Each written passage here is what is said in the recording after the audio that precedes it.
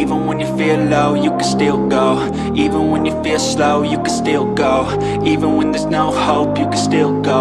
Go, go, go, go, go, go, go, go. So hello everyone. तो I hope आपका exam अच्छा रहा होगा गेट का। ठीक है, यहाँ पे मैं फिज़िकल केमिस्ट्री को डिस्कस करूँगा। सबसे पहले मैं फ़िज़िकल केमिस्ट्री का रिव्यू करता हूँ कि पेपर कैसा था। अब मैं ओवरऑल बात करूँ तो पेपर ईजियर साइड पे था थोड़ा। ठीक है, सो मैंने यहाँ पे लिखा है कि पेपर इजी टू मॉडरेट था। क्वेश्चंस इजी थे जो पूछे हुए थे। ठीक है, मॉडरेट में देन इजी टू मॉडरेट की कैटेगरी में मैंने क्यों डाला है, बिकॉज सबसे पहला कारण है आपके एमएसक्यू। लास्ट टाइम भी एग्ज़ाम में एमएसक्यू ज़्यादा आए थे और इस बार भी आपके एमएसक्यू ज़्यादा हैं। सो आपके टोटल एमएसक्यू 6 हैं फिजिकल में से। ठीक है, सो एमएसक्यू ज़्यादा हैं और मैं इसको मॉडरेट की कैटेगरी में इसलिए लेके जा रहा हूँ बिकॉज आपका स्टैटिस्टिकल में से 3 क्वेश्चंस थे। अगेन आप देखोगे पिछले सालों में आपकी स्टैटिस्टिकल ज़्यादा पूछी जा रही है, तो अभी भी आपकी स्टैटिस्टिकल ज़्यादा आई है, केमिकल से ज़्यादा आई है। ठीक है, केमिकल में केवल आपको एक ही क्वेश्चन देखने को मिला है, वो भी आपका 1 मार्क वाला क्वेश्चन था। ठीक है, तो अगर मैं बात करूं सरफेस पॉलीमर की तो इसमें से एक भी क्वेश्चन नहीं आया यहाँ पे। लास्ट टाइम भी कोई एक चैप्टर उन्होंने उसमें से एक भी क्वेश्चन नहीं पूछा था, दैट वाज इलेक्ट्रो। ठीक है, गेट 2024 में एग्ज़ाम ईजियर साइड पे मैं इसलिए बोलूँगा कुछ कुछ इंस्टेंसेस पे बिकॉज आपकी क्वांटम काफ़ी इजी थी। आपकी क्वांटम इजी थी और मैक्सिमम एमएसक्यू आपके क्वांटम से आए थे। क्वांटम तो वैसे वेटेज कैरी करती है और अगर क्वांटम इजी है तो वो पूरे पेपर के फिजिकल की डिफ़िकल्टी को इजी कर देती है। अगर क्वांटम आपकी इजी है, क्वांटम आपकी डिफ़िकल्ट थी नहीं। ठीक है, और एक बस देखो, जब ऐसे अगर क्वेश्चंस इजी आए ना तो आपको ध्यान रखना है कि मैं सिली मिस्टेक्स कम से कम करूं एग्ज़ाम में। ठीक है, बिकॉज ऐसे पेपर में जब आपको लगा है कि बहुत इजी क्वेश्चंस हैं तो आप सिली मिस्टेक्स बहुत ज़्यादा करते हो। वो अभी जब मैं मेमोरी बेस्ड जब हम क्वेश्चंस करेंगे तब आपको पता लगेगा कहाँ कहाँ पे आपकी सिली मिस्टेक्स हो सकती थी। तो स्टार्ट करते हैं। सबसे पहले हम क्वेश्चन 1 डिस्कस करते हैं। उसमें क्या है, आपके पास 2 non interacting particles in a 1D box of infinite potential barrier. तो आपको यहाँ पे इनकरेक्ट स्टेटमेंट चूज करनी है। तो सबसे पहले आपको इनकरेक्ट देखना है। ठीक है, सो एक एमएसक्यू है ये। तो अभी आपके सारे क्वेश्चंस 1 मार्क वाले हैं तो डिस्कस कर लेते हैं। तो देखो, जो आपका वेव फंक्शन है वो आपका इस केस में क्या होगा, as a product of 2 single particle wave function जब आपके particles they are non interacting. ना उनमें रिपल्शन है ना उनमें इंट्रैक्शन है, तो सिंपली वेव फंक्शन आपका टोटल होगा प्रोडक्ट। ठीक है, वहीं आपकी जो एनर्जी होती है that is simply as the sum. ठीक है, तो ये दोनों ऑप्शंस आपकी करेक्ट हैं। तो इनकरेक्ट ऑप्शंस आपकी कौन सी होंगी, ऑप्शन बी जिसमें प्रोडक्ट लिखा हुआ है और ये जिसमें सम लिखा हुआ है वेव फंक्शन को। ठीक है, चलिए उसके बाद क्वेश्चन 2 देखो। ये बहुत इजी था। इसमें हम क्या करेंगे, हमने बेसिकली जो वाइब्रेशनल फ्रीक्वेंसी है उनकी रेशियो निकालनी है। ठीक है, सब आपको पता है जो आपकी वाइब्रेशनल फ्रीक्वेंसी है वो आपके पास क्या होती है, that is proportional to root k/μ। ठीक है, अब नॉर्मली आइसोटोपिक इफेक्ट का क्वेश्चन है, यहाँ पे आप फोर्स कांस्टेंट को सेम मानोगे तो यहाँ पे this is inversely proportional to root μ। ठीक है, सो आपको केवल रिड्यूस मास देखना है। तो whenever you take the ratio तो आपके पास यहाँ पे क्या आ जाएगा, रूट ऑफ जो आपका रिड्यूस मास है इनवर्स है, सो रिड्यूस मास ऑफ ये वाला डिवाइडेड बाय आपका जो रिड्यूस मास है इसका। ठीक है, तो बस मैं यहाँ पे वैल्यूज पुट कर दूंगा और निकाल लूंगा आंसर। तो आपके पास यहाँ पे क्या आएगा, this will be simply 12 × 16 divided by 28, इसका रिड्यूस मास और इसका रिड्यूस मास क्या होगा 13 × 16 डिवाइडेड बाय 29। तो 29 ऊपर ले जाओ तो आपके पास ये होगा। सो ये 16 मैंने काट दिया तो यहाँ से मैं इसका आंसर सॉल्व कर लूँगा। यहाँ पे इसका आंसर आएगा आपके पास 0.98। ठीक है, when I round off up to 2 decimal place. तो ये आपका NAT था।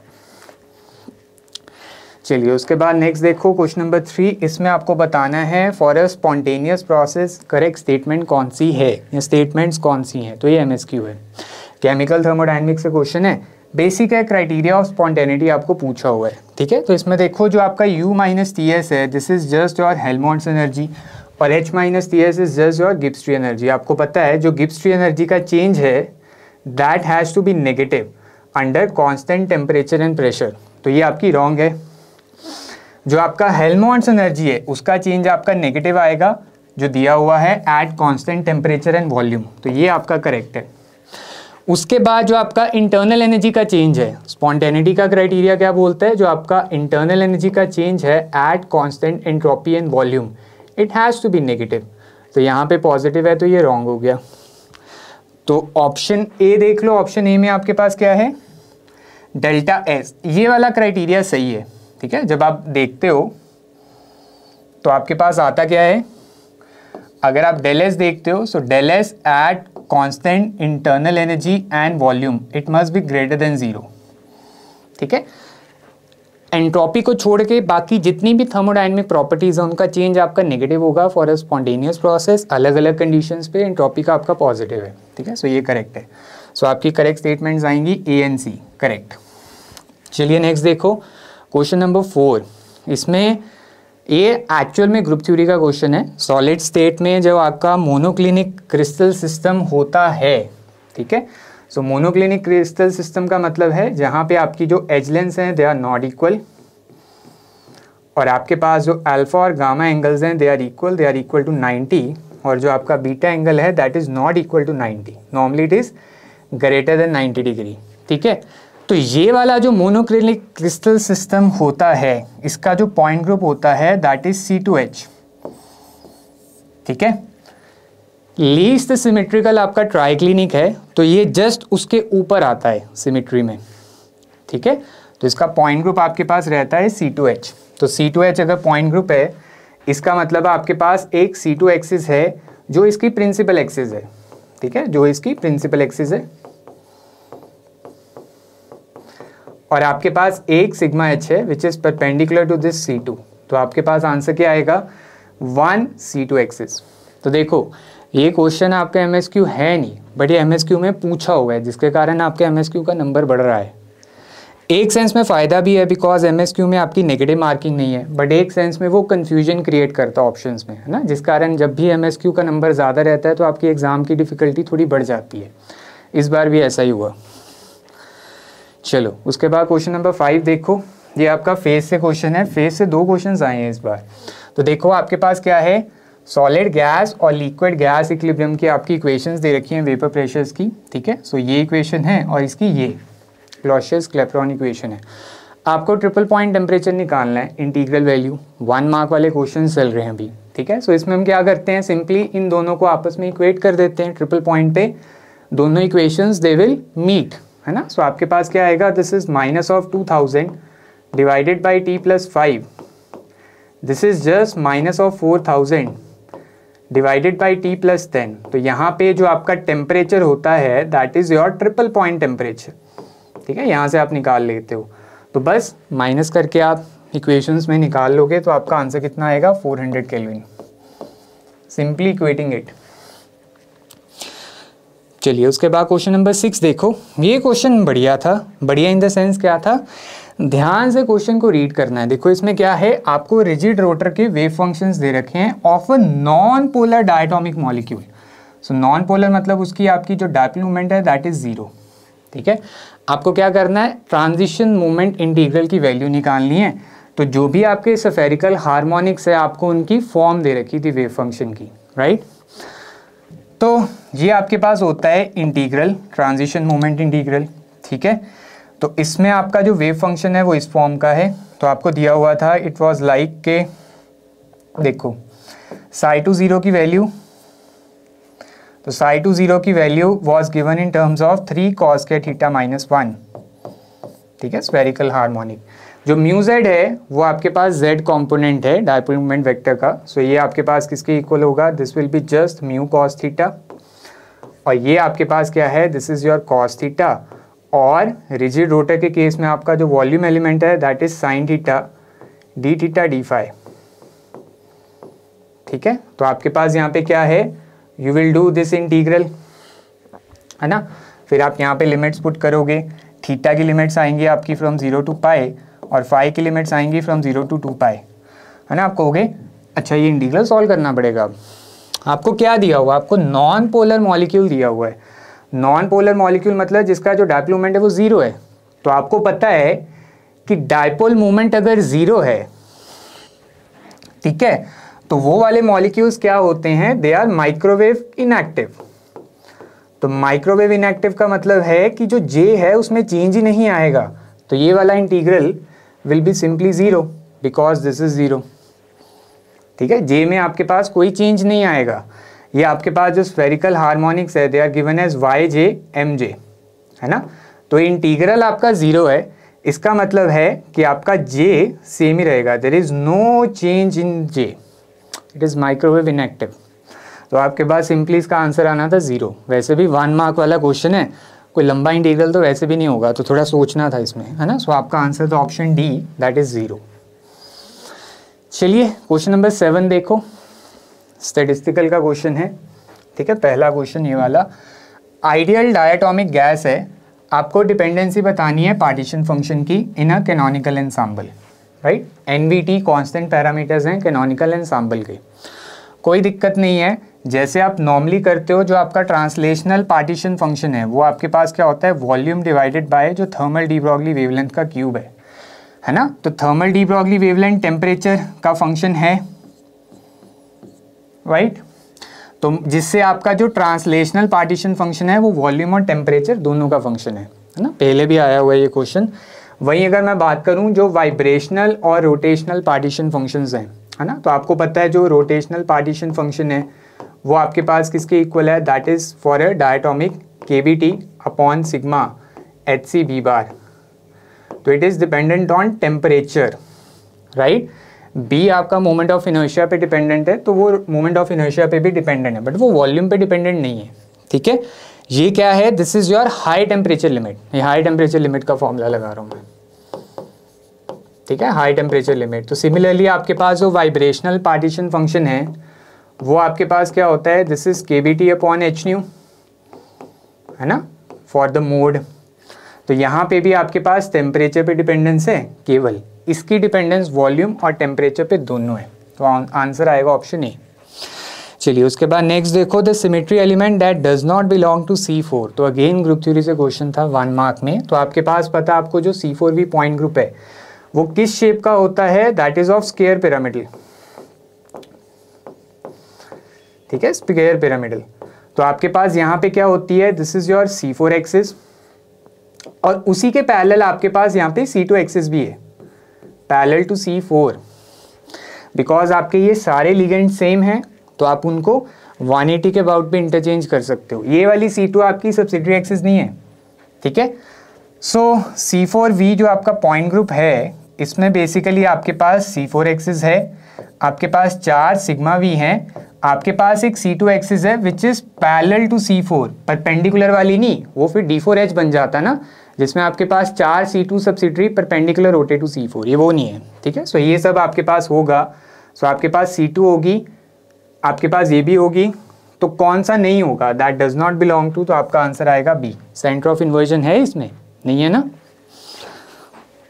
चलिए उसके बाद क्वेश्चन नंबर 9 देख लेते हैं। Phase diagram for a 1 component system was given. ये तो जैम लेवल का क्वेश्चन है ये वाला ना। तो 1 कंपोनेंट सिस्टम है, मतलब सी आपके पास 1 है, तो आपको बस आई, जे और के के कॉरेस्पॉन्डिंग डिग्रीज ऑफ फ्रीडम बताने थे। सो ये आपको पता ही है, जो डिग्रीज ऑफ फ्रीडम है वो आपके पास क्या है? This is C minus P plus 2। तो आपके पास 1 कंपोनेंट सिस्टम है, so this becomes 3 minus P। This is your triple point. यहाँ पे क्या है? आपके जो तीनों फेज हैं, call it as alpha, beta and gamma, ये तीनों आपके पास इक्विलिब्रियम में होंगे। तो आई आपके पास है ट्रिपल पॉइंट, तो आई के कॉरेस्पॉन्डिंग आपके पास जो डिग्रीज ऑफ फ्रीडम आएंगे दे विल बी 0, बस 3 फेज इक्विलिब्रियम पे हैं। जो आपके पास जे है, ठीक है ना, सो आई के कॉरेस्पॉन्डिंग 3 फेज इक्विलिब्रियम पे हैं, जे के कॉरेस्पॉन्डिंग आपके पास 2 फेज इक्विलिब्रियम पे हैं। अगर मैं यहाँ पे बात करूँ अल्फा और बीटा इक्विलिब्रियम पे हैं, ठीक है। और वहीं के आपके पास एरिया में लाई कर रहा है, तो वहाँ पे आपके पास सिंगल फेज है, तो ये वाली इक्वेशन यूज़ कर लेंगे 3 माइनस P। तो आपके पास आई के कॉरेस्पॉन्डिंग 0 आएगी डिग्री ऑफ फ्रीडम, जे के कॉरेस्पॉन्डिंग 1 और के कॉरेस्पॉन्डिंग 2। चलिए उसके बाद नेक्स्ट देखो, सेल रिएक्शन आपको दिया हुआ है एट 298 केल्विन। यहाँ से ना आपके 2 मार्क्स के क्वेश्चन स्टार्ट हो जाते हैं, ठीक है। आपको कन्फ्यूजन हो तो यहाँ पे 2 मार्क्स वाले क्वेश्चन स्टार्ट हो जाते हैं। इसके पिछले जितने भी क्वेश्चन थे दे वर ऑल 1 मार्क का क्वेश्चन। चलिए, तो ये आपके MCQ था। अब ये आपके पास NET है। अब यहाँ पे गलती का चांस ज़्यादा है, आप आंसर चाहे सही निकाल लो। आपको क्या दिया हुआ, आपको सेल रिएक्शन दिया हुआ है, ठीक है। तो आपको क्या निकालनी है, आपको डेल्टा H निकालनी है रिएक्शन की। अब आपको बोला कि delta H is given as -(x) kilojoule per mole. तो आपका x क्या होगा, ठीक है। सो आपको वैल्यू यहाँ पे पॉजिटिव रिपोर्ट करनी है, क्योंकि ऑलरेडी डेल्टा H की वैल्यू -(x) है। तो यहाँ पे गलती हो सकती है कि आप आंसर यहाँ पे नेगेटिव कर दो, ठीक है। सो बस हम डेल्टा H निकाल लेंगे यूजिंग दिस फॉर्मूला। सो आपके पास n कितना है, n आपका 2 है, ठीक है। n आपका 2 है, आप देख सकते हो आराम से। जैसे यहाँ पे 0, यहाँ पे +1, 2 इलेक्ट्रॉन्स का लॉस हुआ, okay. So what you have, n आपके पास 2 है, फैराडे की वैल्यू आपकी 96500 कूलम पर मोल है, जो आपको वैल्यू दे रखी थी, ठीक है। उसके बाद E0 की वैल्यू आपकी है मतलब 0.2676, तो बाहर माइनस लगा दिया, प्लस टेम्परेचर आपके पास है 298 केल्विन, ठीक है। और इसको मल्टीप्लाई कर दिया जो टेम्परेचर कोफिशिएंट है सेल का, विच इज़ -3.19 इंटू 10⁻⁻4 वोल्ट पर केल्विन, ठीक है, ठीक है। तो यहाँ से हम वैल्यू निकाल लेंगे। तो बस देखो, ये दोनों वैल्यूज आपकी ऐड ऑन होंगी नेगेटिव में, ओके। ये केल्विन आपका केल्विन इनवर्स से कट जाएगा, आपकी वैल्यू आएगी यहाँ पे वोल्ट्स पे, वोल्ट कूलम आपके पास जूल होगा। तो जो आपका फाइनल आंसर आएगा that will come out to be in joule per mole, ठीक है। तो उसको आप क्या करोगे, उसको आप 1000 से डिवाइड करोगे, ठीक है। 1000 से डिवाइड करोगे तो यहाँ पे जो आपका फाइनल आंसर आएगा that will come out to be -69.99 kilojoule per mole, ठीक है। ये आपका आंसर आएगा। तो यहाँ से आपने कुछ सॉल्व की वैल्यू y, फिर आप 1000 से डिवाइड करोगे ताकि उसको मैं किलोजूल पर मोल में कन्वर्ट करूँ, नेगेटिव आएगा आंसर, ठीक है। सो आपका आंसर क्या आएगा, rounding off to 2 decimal place, हम डायरेक्ट रिपोर्ट कर सकते हैं। सो योर आंसर इज -69.99, ठीक है, इन किलोजूल पर मोल। अगेन गलती होगी ना, यहाँ पे माइनस नहीं लिखना है, यहाँ पे प्लस लिखना है, ठीक है। माइनस नहीं लिखना है, यहाँ पे प्लस लिखना है, क्योंकि ऑलरेडी नेगेटिव में वैल्यू है। तो ये आपकी वैल्यू आएगी 69.99। चलिए, उसके बाद क्वेश्चन नंबर 11 देख लेते हैं। यहाँ पे आपके पास क्या है, ये आपका डी ब्रॉगली वेवलेंथ से क्वेश्चन था, बहुत ही बेसिक है ना। सो डी ब्रॉगली वेवलेंथ आपके पास क्या होती है, दिस इज सिंपली h/p। तो आपके पास जो मोमेंटम होता है, linear momentum, that is √of 2m into kinetic energy. तो आपको ये दिया हुआ है, आपको यहाँ पे रेशियो ध्यान से निकालनी है, de Broglie wavelength of electron to that of proton, ठीक है।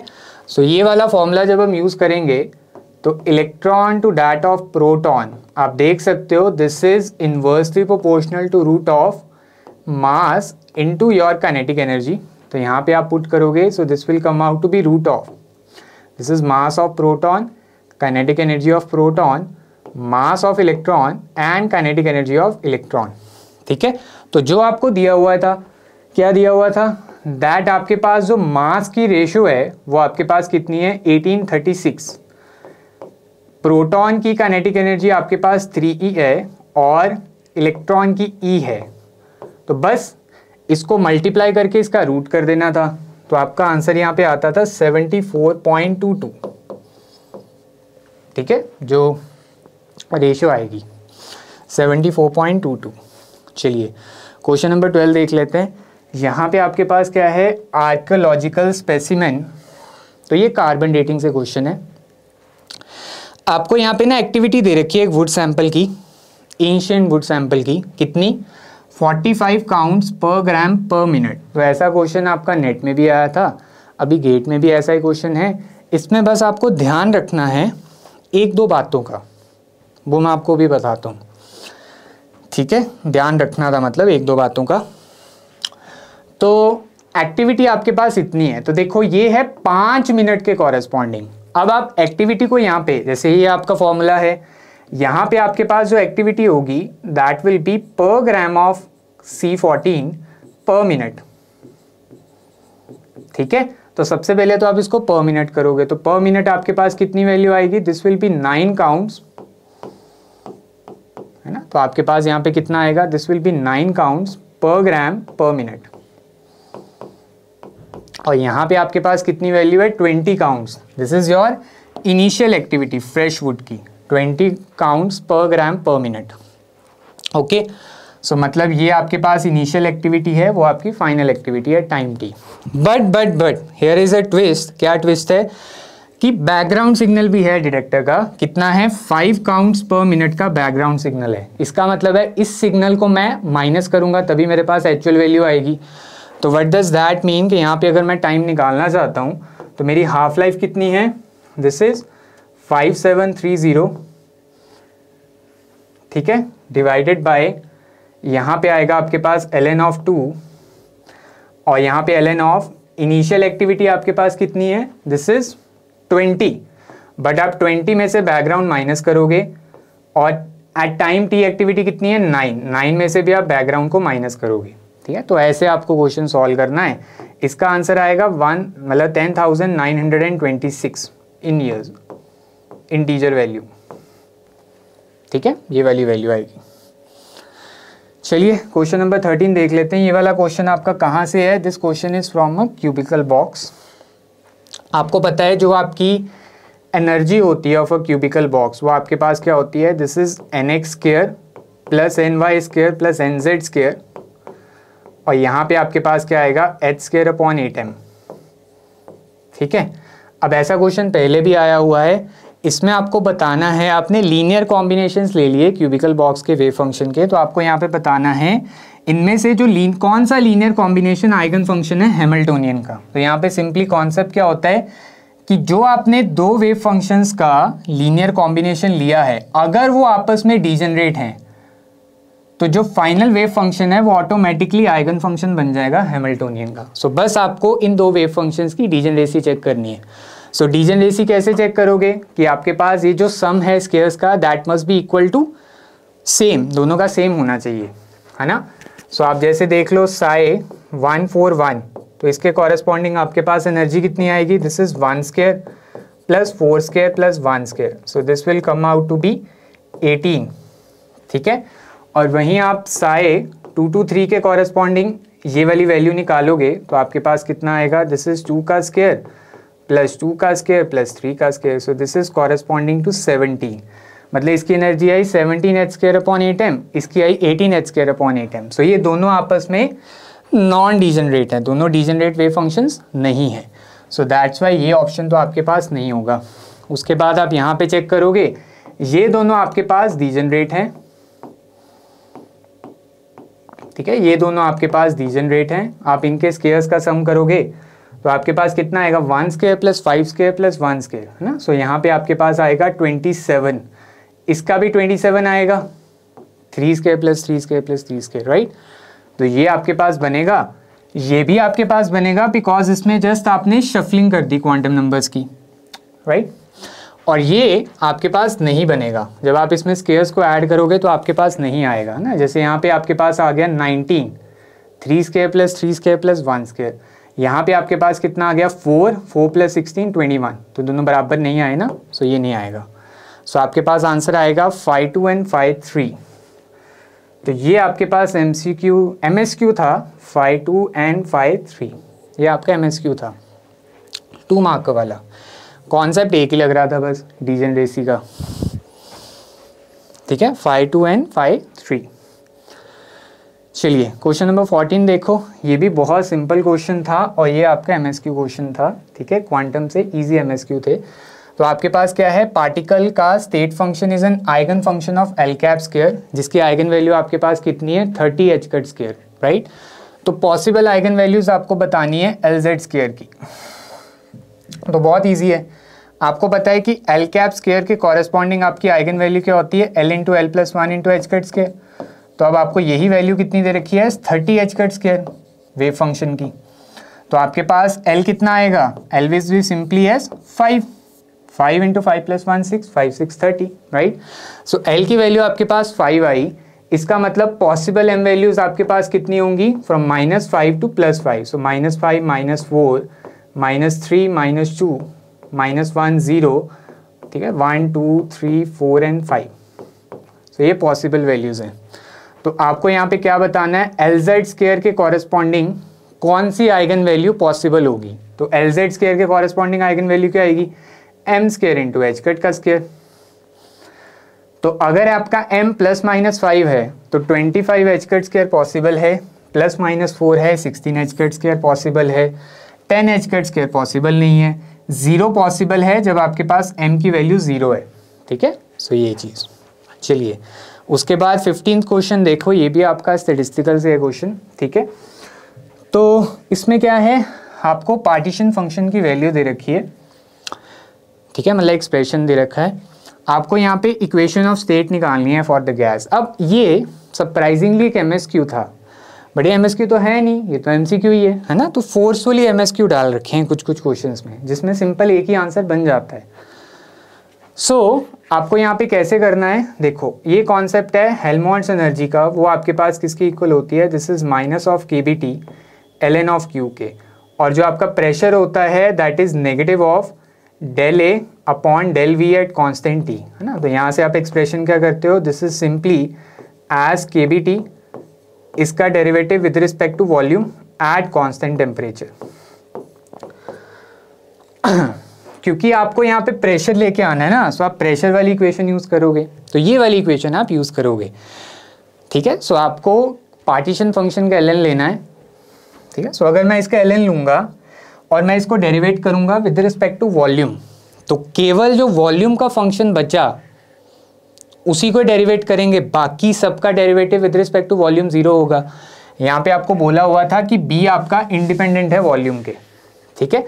सो मतलब यहाँ पे क्या होगा, आपके पास जो ln of Q है दिस विल बी सिंपली, कौन कौन सी टर्म्स आएंगी, ln of 1/n factorial plus 3n/2 ln of 2π mkBT divided by h², और एक टर्म आपके पास क्या आएगी, this is ln of v - nb, और n आप बाहर निकाल सकते हो, सो लाइक दिस, है ना। अब आपको सिंपली क्या करना है, इसका डेरिवेटिव करना है विद रिस्पेक्ट टू वॉल्यूम।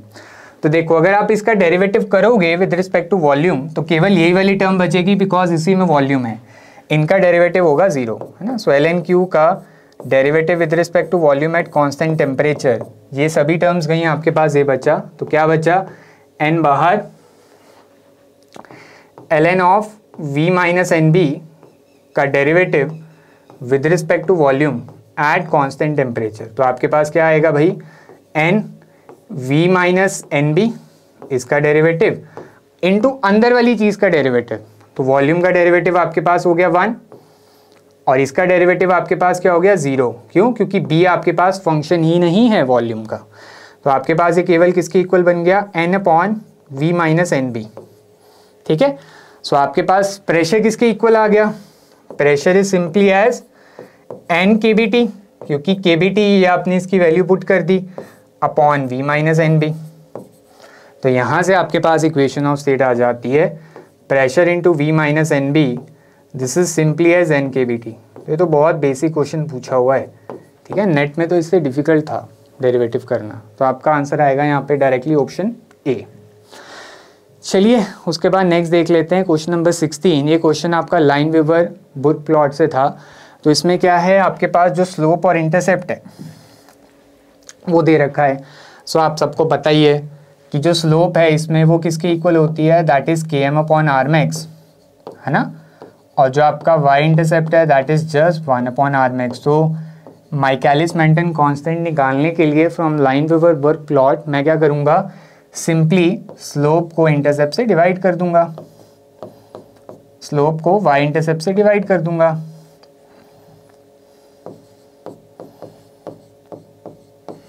है ना। तो सिंपली जब आप इन दोनों को डिवाइड करोगे, इसको ऊपर लेके इसके नीचे लेके, तो आपके पास इतना आंसर आएगा, this will come out to in molar, ठीक है, मोलर कितना आएगा 3 × 10⁻³ -3, सिंपली डिवाइड ही करना है, चलिए उसके बाद क्वेश्चन नंबर 17 देखते हैं। ये वाला क्वेश्चन आपको लगेगा फ्रॉम द ऑर्गेनिक, बट ये वाला क्वेश्चन आपका फिजिकल का है, पैरेलल रिएक्शन से। देखो आपके पास ये वाला एल्डिहाइड है, ठीक है, मिथाइल लिथियम से आपने इसमें न्यूक्लियोफिलिक एडिशन कराई, तो आपके पास दो तरह के प्रोडक्ट्स आए Q and R। So this concept is from parallel reactions, है ना, दो डिफरेंट रिएक्शंस हुए हैं फ्रॉम अ गिवन रिएक्टेंट, ठीक है। अब ये दोनों आपस में डायस्टीरोमर्स हैं, ठीक है। आपको और क्या दिया हुआ है, एक तो दे रखी है यील्ड रिएक्शन की 80% है, मतलब 80% आपका जो एल्डिहाइड है वो कन्वर्ट हो चुका है Q और R में, ठीक है, दैट इज योर यील्ड। आप मोलर मासेस यहाँ पे निकाल सकते हो, कितना, इसका 134 ग्राम पर मोल आएगा फ्रॉम इट्स मॉलिक्यूलर फॉर्मूला, इसका आएगा आपके पास 150, दोनों का सेम आएगा, दोनों आपके पास आइसोमर हैं, ठीक है। और आपको क्या दे रखा है, दोनों की मोलर रेशियो दे रखी है एट गिवन टाइम। क्या दिया हुआ है कि moles of Q divided by moles of R is 2/1, है ना, मतलब जो Q के मोल्स हैं वो डबल हैं R से एट अ गिवन टाइम। सो इसमें आप क्या करोगे भाई, इसमें आप ये वाली इक्वेशन यूज़ कर लोगे कि कितने मोल्स आपके P के रिएक्ट किए, उसने क्या बनाया, Q और R को बनाया, ठीक है, इट इज़ लाइक दिस। सो अब P के कितने मोल्स प्रेजेंट थे इनिशियली, ठीक है, moles of P that were present at time 0, तो वो आपके पास कितने मोल्स थे, 13.5 ग्राम्स है वो, और उसका मोलर मास आपके पास कितना है, 134 ग्राम पर मोल, तो आपके पास मोल्स आएंगे भाई 0.1, तो 0.1 मोल्स आपके पास इनिशियल मोल्स हैं P के, जिसमें से 80% आपका रिएक्ट हो गया। सो मतलब आप अगर इसका 80% करोगे, अगर आप इसका 80% करोगे ऑफ 0.1, तो आपके पास कितना आएगा, दिस विल बी 0.08 मोल्स। तो ये आपके रिएक्टेड मोल्स हैं P के, तो ये क्या बनाएंगे, Q और R बनाएंगे। अब Q और R की मोलर रेशियो है 2/1, तो मतलब आप क्या बोल सकते हो कि Q के मोल्स आपके 2x हैं और R के मोल्स आपके पास 1x है, x निकलेगा यहाँ से, तो आपके पास क्या आएगा, देखो Q के मोल्स आपके 2x हैं, R के मोल्स आपके 1x हैं, तो आपके पास जो x होगा this will come out to be 0.08 divided by 3, इतने मोल्स, ठीक है। सो अब आपको करना क्या था, यहाँ पे आपको वेट निकालना था Q का, आपको करना क्या था क्वेश्चन में, वेट निकालना था Q का, ठीक है, ग्राम्स में। तो सबसे पहले जो मोल्स हैं Q के वो क्या है, दे आर 2x, तो मतलब वो आपके पास क्या है, 2 × 0.08 डिवाइडेड बाय 3, मतलब इतने मोल्स आपके Q के बने हैं, डबल बने हैं ना x के, मतलब डबल बने हैं R के, तो ये आपके पास मोल्स हो गए Q के। आया आपको वेट निकालना है Q का, तो अगर आपको वेट निकालना है तो आप क्या करोगे, 2 × 0.08 डिवाइडेड बाय 3, इसको आप मल्टीप्लाई कर दोगे बाय इट्स मोलर मास, तो मोलर मास कितना है, 150 ग्राम पर मोल, ठीक है। सो दिस इज मोल, तो ये कट गया, तो आपका आंसर आएगा ग्राम्स में, कितना आंसर आएगा, दिस विल बी 8 ग्राम, ठीक है। सो आपका आंसर आएगा 8 ग्राम इंटीजर में। चलिए उसके बाद क्वेश्चन नंबर 18 देख लेते हैं। इसमें आपको क्या करना है, इसमें आपको करेक्ट ऑप्शन ढूंढनी है, ठीक है। सो ये आपका एक MCQ है, बेसिक स्टेटमेंट्स हैं। देखो पहली स्टेटमेंट पढ़ो, time independent Schrodinger equation for beryllium 2+ can be solved exactly, beryllium 2+ के लिए, अरे it can not be solved exactly, क्यों, क्योंकि जो बेरिलियम 2+ है वो आपके पास एक 2 इलेक्ट्रॉन सिस्टम है, बेरिलियम 3+ 1 इलेक्ट्रॉन सिस्टम है, उसके लिए हम सॉल्व कर सकते हैं, बेरिलियम 2+ के लिए नहीं कर सकते, तो ये रॉन्ग हो गया। उसके बाद देखो आपके पास फॉर अ 1D बॉक्स आपका ये वाला wave function is not an acceptable wave function, ये भाई करेक्ट है, क्यों, क्योंकि 1D बॉक्स में आपकी जो बाउंड्री कंडीशन है वो क्या है कि x आपका रेंज करता है फ्रॉम 0 to L, ठीक है, तो मतलब आपका वेव फंक्शन 0 हो जाना चाहिए एट x = 0, तो वो हो रहा है, फाई 0 हो जाएगा ना x 0 पे, बट जब x आपका L होगा तब आपका फाई 0 नहीं हो पाएगा, सो मतलब बाउंड्री कंडीशंस इस पे एप्लीकेबल नहीं है। सो अगर ये बाउंड्री कंडीशंस को ही सेटिस्फाई नहीं कर रहा, so it is not an acceptable wave function, right, ठीक है। सो आप यहाँ पे लिख सकते हो सिंस आपका phi is non zero at x equal to L, जिसके कारण it's a non acceptable wave function. ठीक है, उसके बाद नेक्स्ट देखो, फॉर फर्मियंस हम ओवरऑल वेव फंक्शन कंस्ट्रक्ट करते हैं anti symmetric with respect to interchange of any two fermions. हाँ तो ये सही है, ये आपके पास फर्मियंस के लिए है ना, Pauli's principle, Pauli's exclusion principle. Bosons के लिए आप overall wave function symmetric consider करते हो, है ना, और फर्मियंस के लिए आप एंटी सिमेट्रिक कंस्ट्रक्ट करते हो, तो ये सही है। उसके बाद ये देखो, बॉर्न ओपेनहाइमर अप्रॉक्सीमेशन आप यूज़ करते हो to separate vibrational and the rotational motion, तो सही है ये। जब हम वाइब्रेशनल रोटेशनल स्पेक्ट्रा कंसिडर करते हैं मॉलिक्यूल का, तो हम बॉर्न ओपेनहाइमर अप्रॉक्सीमेशन यूज़ करते हैं ना, दोनों को इंडिपेंडेंट कंसिडर करते हैं, दोनों मोशंस को, तो सही है। सो आपके पास बी, सी और D basically they are the true statements. ठीक है, तो आपके पास जो ए है that is a false statement. चलिए, तो ऑप्शन बनता है ऑप्शन 2। चलिए क्वेश्चन नंबर 19 देखो, आपको कार्नेट हीट इंजन दिया हुआ है। हाँ चलो, केमिकल थर्मोडायनेमिक्स से आपके 2 क्वेश्चंस थे, मान सकते हैं एक क्वेश्चन नहीं था, दूसरा कार्नेट हीट इंजन से है। तो अब आप देखो कि सोर्स का टेम्परेचर 500 है, सिंक का टेम्परेचर आपको 300 केल्विन दिया हुआ है, और आपको दिया हुआ है ये कितनी हीट एक्सट्रैक्ट कर रहा है फ्रॉम द सोर्स 100 जूल। आपको निकालनी क्या है, आपको एफिशिएंसी निकालनी है हीट इंजन की। तो वो आपके पास सिंपली क्या होगी, TH minus TC upon TH, है ना। सो वो आपके पास कितना हो गया, 500 माइनस 300 डिवाइडेड बाय 500। तो आप इसको सॉल्व करोगे तो आपका आंसर आएगा 0.4। तो परसेंटेज में नहीं पूछ रखी थी, फ्रैक्शनल पूछ रखी थी अप टू 1 डेसिमल प्लेस, तो 0.4 आएगा। ठीक है, हीट इंजन का। चलिए क्वेश्चन नंबर 20 देख लेते हैं। ये क्वेश्चन आपका बोल्ट्जमैन डिस्ट्रीब्यूशन से है। ठीक है, अच्छा क्वेश्चन है। इसमें आपको क्या निकालनी है, मीन एनर्जी निकालनी है मॉलिक्यूल की। आपको 2 स्टेट्स दे रखी है।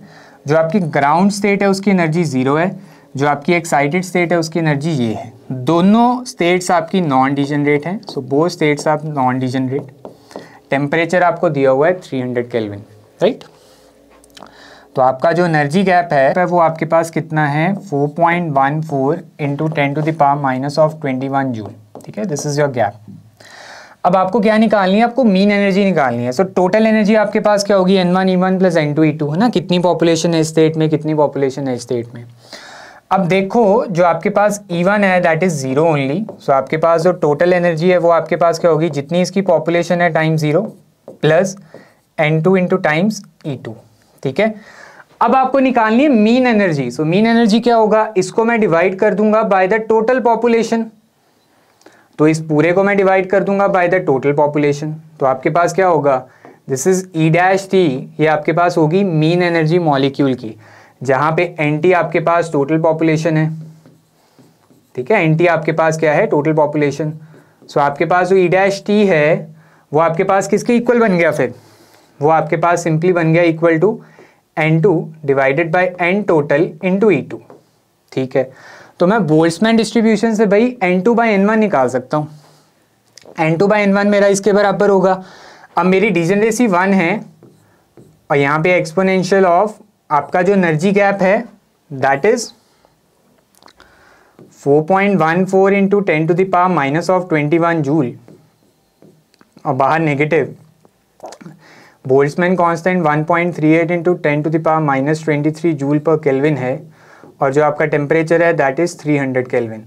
तो जब आप इसको सॉल्व करोगे ना तो आप पाओगे कि this factor comes out to be minus of 1। So ये आएगा एक्सपोनेंशियल ऑफ माइनस ऑफ 1। ठीक है, सो ये आपने क्या निकाला, this is N2 by N1, this is N2 by N1। तो वही है, रेशियो में क्या मतलब है इसका कि अगर N1 1 है तो N2 किसके बराबर है, e की पावर माइनस ऑफ 1 के। तो अगर मेरे को N2 बाई NT निकालना है तो वो मेरे पास किसके इक्वल होगा, N2 by NT will be simply N2 divided by N1 plus N2, है ना। तो ये मेरे पास किसके इक्वल आएगा, दिस इज e की power minus of 1, this is 1 plus e की पावर माइनस ऑफ 1, ये चीज।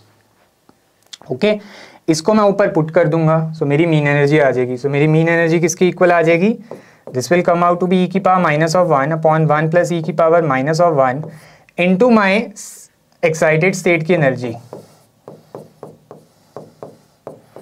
ठीक है, तो इसको आप सॉल्व कर लोगे तो आपका आंसर आ जाएगा 1.11 into 10 to the power minus of 21 joule, मतलब 10 टू द पावर माइनस 21 में आपका आंसर आएगा 1.11। ठीक है, सो आपको राउंड ऑफ करना था टू 2 डेसिमल प्लेस, तो 1.11। चलिए लास्ट क्वेश्चन देख लेते हैं। सो ये आपका क्वेश्चन था फ्रॉम द डॉपलर ब्रॉडनिंग। ठीक है, डॉपलर ब्रॉडनिंग या डॉपलर शिफ्ट बोल सकते हो आप, मॉसबार में भी आप ये करते हो इनऑर्गेनिक में। तो आपको क्या दिया हुआ था, आपको सोर्स के द्वारा कितनी फ्रीक्वेंसी एमिटेड है ये दे रखी है, और ये आपको क्या दे रखी है, वेलोसिटी ऑफ द डिटेक्टर जो मूव कर रहा है टुवर्ड्स द सोर्स, है ना। जो ऑब्जर्वर है या जो डिटेक्टर है वो बेसिकली मूव कर रहा है टुवर्ड्स द सोर्स, राइट। तो बेसिकली होगा क्या, अगर ऑब्जर्वर दूर जाता सोर्स से तो फ्रीक्वेंसी कम हो जाती। ठीक है, अभी वो पास आ रहा है तो फ्रीक्वेंसी बढ़ जाएगी डॉपलर शिफ्ट के अकॉर्डिंग। ठीक है, तो अब आपको करना क्या है, आपको ये निकालनी है, आपको ऑब्जर्व्ड फ्रीक्वेंसी निकालनी है। सो ऑब्जर्व्ड फ्रीक्वेंसी का फॉर्मूला जब ये उसकी तरफ अप्रोच कर रहा है तो ये होता है 1 प्लस, प्लस आप कैसे समझोगे, सिंपली ज़्यादा आएगी ना वैल्यू, सो ये आपके पास क्या आएगी, this is simply c plus v divided by c, तो ये आपका 1 से बड़ी आएगी, तो ये आपकी सोर्स की एमिटेड फ्रीक्वेंसी से ज़्यादा आएगी। तो बस आप वैल्यू पुट कर दो तो आपके पास कितना आएगा, this is simply as 1 plus velocity कितनी अप्रोच की 5 into 10 to the power 6 metre पर सेकेंड। लाइट की स्पीड आपके पास है 3 into 10 to the power 8 metre पर सेकेंड, ये आपको दे रखी थी, ये वैल्यू आपको यूज़ करनी है। सोर्स की फ्रीक्वेंसी क्या है 3.1 into 10 to the power 9 hertz. तो यस, इसको हम सॉल्व कर लेंगे तो आपका आंसर यहाँ पे आ जाएगा 3.152 into 10 to the power 9 hertz में। ठीक है, so up to 3 decimal place आपका ये आएगा। इकलौता एनईटी है जिसमें अप टू 3 डेसिमल प्लेस आपको पूछा हुआ था, राइट। तो सिंपली ये आपके पास क्या होगा, this is 10 to the power minus of 2, तो बस 5/3 को 100 से डिवाइड करके उसमें 1 ऐड करके मल्टीप्लाई कर देना। ठीक है, सो इसी के साथ आपके फिजिकल के क्वेश्चंस कंप्लीट होते हैं। ठीक है, आई होप आपका पेपर बढ़िया गया होगा। Happy learning.